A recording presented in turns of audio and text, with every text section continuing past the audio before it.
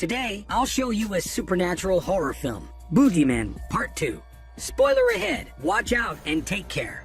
The movie begins when an innocent young girl, Laura, is celebrating her birthday with her parents and her brother. It appears that the brother is afraid of the dark, so he cannot go to the bathroom because the lights are malfunctioning. As their father is fixing the light, a masked killer comes out of the door. The killer then stabs their father, and it opens up his stomach, causing his organs to come out.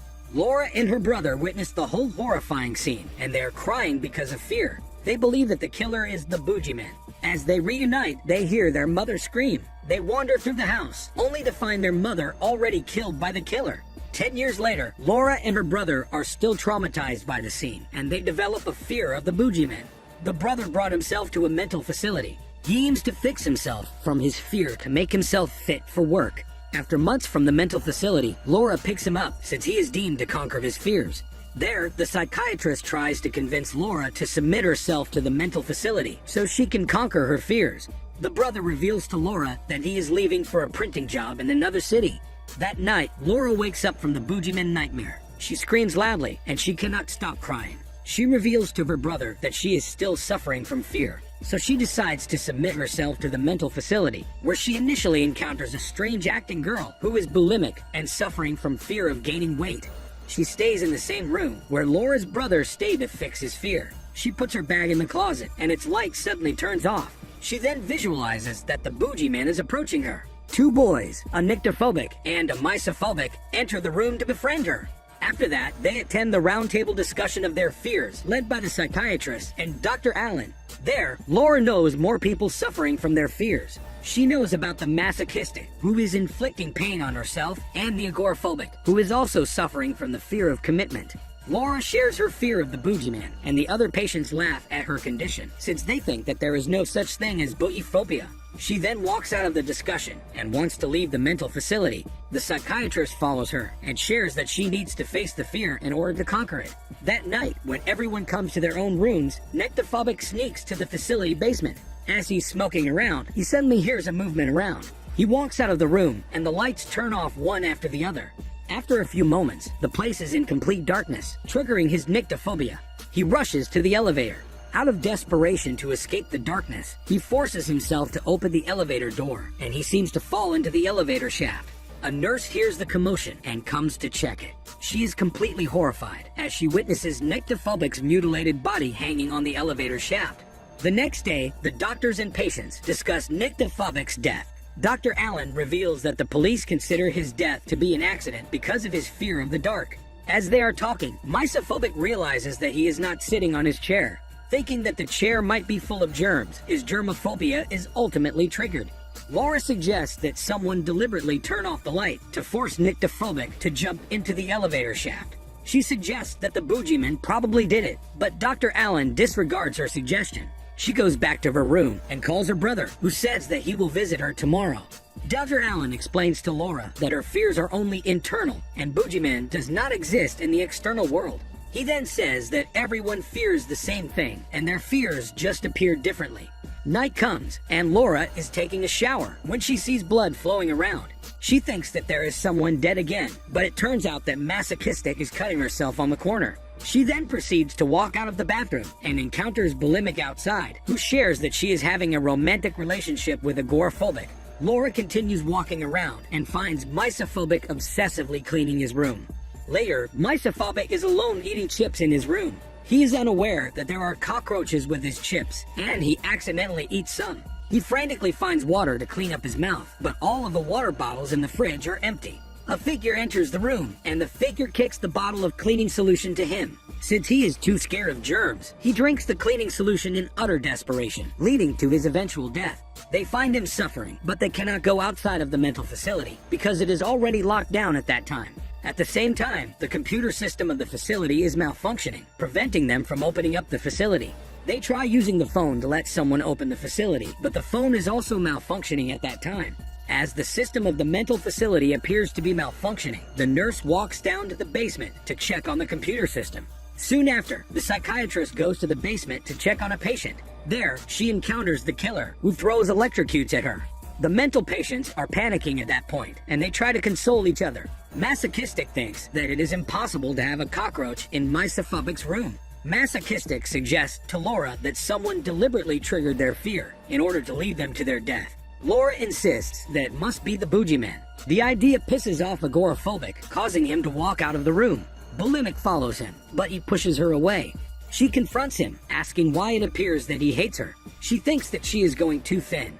In response, he explains that he is not simply afraid of the external world, but he is also afraid of the people in it. He then reassures her by engaging in a hormone ship with her. In the meantime, Masochistic wakes up in her room, being taped in her bed, preventing her from moving around.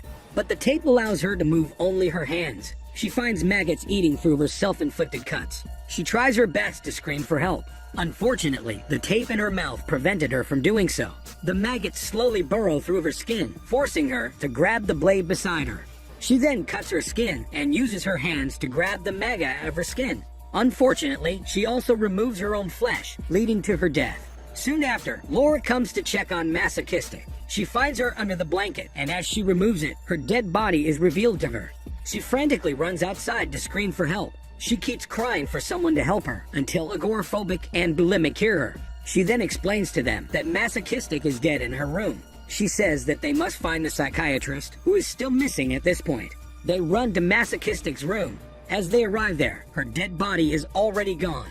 At the same time, the room is without any trace of blood, making agoraphobic and bulimic doubt Laura's claims. She says that the boogeyman must have cleaned it. Since the two do not believe in the boogeyman, they think that Laura is hallucinating again. But the three panic as they realize that everyone has gone missing. They begin to think that Dr. Allen must be the one who is responsible for the deaths in the mental facility. They believe Dr. Allen is forcing them to face their fears, even if it will lead to their death, because in the past, Dr. Allen locked Laura's brother inside the closet to face and fix his fear. Laura rushes to the office and checks the files about the boogeyman patients. She reads the psychiatric observations, and there she learns that the boogeyman patients were not able to differentiate their own personality from the boogeyman. In the file, one of the former boogeyman patients committed killings, but instead of blaming himself, he blames the boogeyman for committing it. So Laura believes that whoever is committing the killings is suffering from boogeyphobia.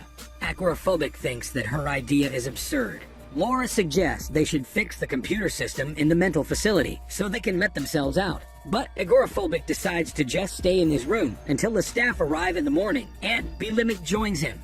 As agoraphobic and bulimic are left alone in the room, the two start arguing again. Agoraphobic then pushes her out of the room. He expresses his anger and comes to the clinic after injuring himself. He walks back to his room and finds a tape recorder playing. The tape record plays a recording of himself opening up to his emotions. Just then, the boogeyman appears behind him. The boogeyman then pins him to the bed and stabs him with the surgical tool. Since his fears are opening up to his emotions, the boogeyman opens his chest, using the surgical tool to expose his heart. After that, the boogeyman rips his heart out, which leads to his death. Meanwhile, Laura is exploring her brother's painting when she hears bulimic screaming. She comes to the rescue, only to find bulimic's body connected to multiple hoses. After a few moments, the multiple hoses force a large amount of food into bulimic's body, causing her stomach to swell and explode. The boogeyman attempts to grab Laura from behind, but she manages to escape. She searches for agoraphobic, only to find him already dead on his bed. The boogeyman continues to chase her, following her smelly ass, until they arrive in the dark archive room. She manages to sneak out and reaches the basement. There, she finds the psychiatrist, who is barely alive. The psychiatrist utters that the boogeyman is real while being in a hypnotic state. Beside her is the dead body of the nurse. The psychiatrist keeps uttering the same phrase, forcing Laura to shut her up to avoid being heard by the boogeyman. Laura then grabs a metal tool for self-defense. Just then, the boogeyman appears behind her. She instantly hits the boogeyman and rushes her smelly life out of the basement. She keeps running away, but the boogeyman is eager to chase her, tracing her smell like a boogie dog.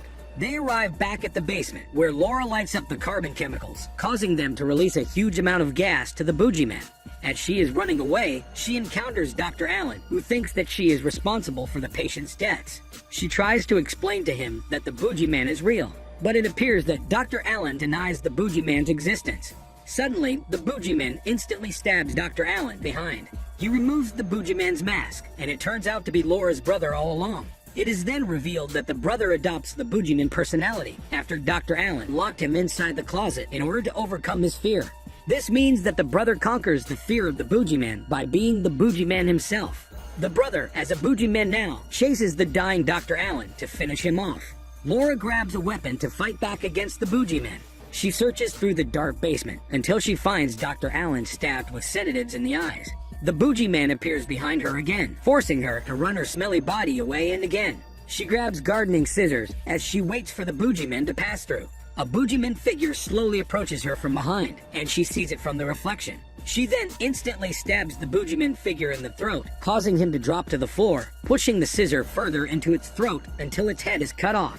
The shitty police arrive at the scene eventually, and they find Laura to be the only survivor. They remove the mask from the boogeyman figure, and it turns out to be the psychiatrist. Laura then realizes that her brother puts the boogeyman mask on the hypnotized psychiatrist.